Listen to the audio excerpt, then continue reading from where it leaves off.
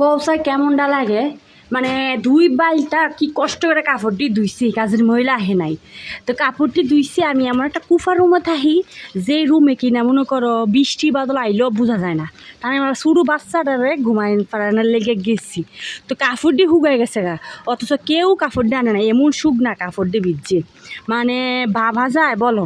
আমি এমন একটা রুমে থাকি যে রুমের পাশে একটা কারখানা, এই যে এই পাশে একটা কারখানা আছে যার কারণে সারাক্ষণই ঘর ঘর ঘর ঘর শব্দ হয়, যে কারখানাটা এই পাশে আমার রুমটা, যার কারণে বৃষ্টি হোক আর না হোক সারা বছর একটা গড় গড় গড় গড় শব্দ হয়। তো যার কারণে আমি বুঝতে পারিনি বৃষ্টি আইছে কি না আইছে। আচ্ছা, সংসারের কাজের দায়বদ্ধতা কি শুধু আমার?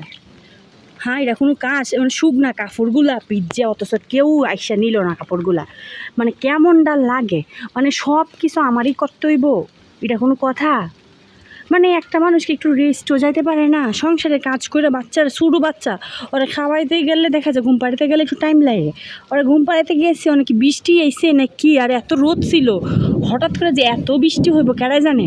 এখন আমার শুকনো এতগুলা কাপড় ভিজছে, কি একটা অবস্থান ঘরের মধ্যে নিয়ে আমি কই ছড়াই, মানে মেজাজ এত খারাপ লাগতেছে। একটা মানুষের মানে একটা মানুষের উপরে সব ছাইটা দেওয়ার, হ্যাঁ মানে একটা কেউ নাই যে একটা মানুষ যে যাই ইচ্ছা তাদের থেকে কাপড় দিয়ে নিয়ে আই, ঘরের মানে এতগুলো মেম্বার্স অথচ একটা মানুষও আমার কাপড় দিয়ে নিল না।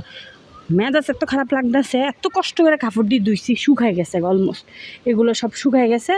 এই শুকনা কাপড় দিয়ে একদম একদম ভিজে, দেখো কি পরিমাণ পানি, আর এখনও বৃষ্টি হইতেছে। আমি ছাতা নিয়ে আসছি ছাদের মধ্যে, এত রাগ উঠতেছে, মানে বাইরে দা বলো ঘরে দা বলো সব খান্দা আমারই করতে হইব, মানে আমার এমন রাগ লাগতেছে।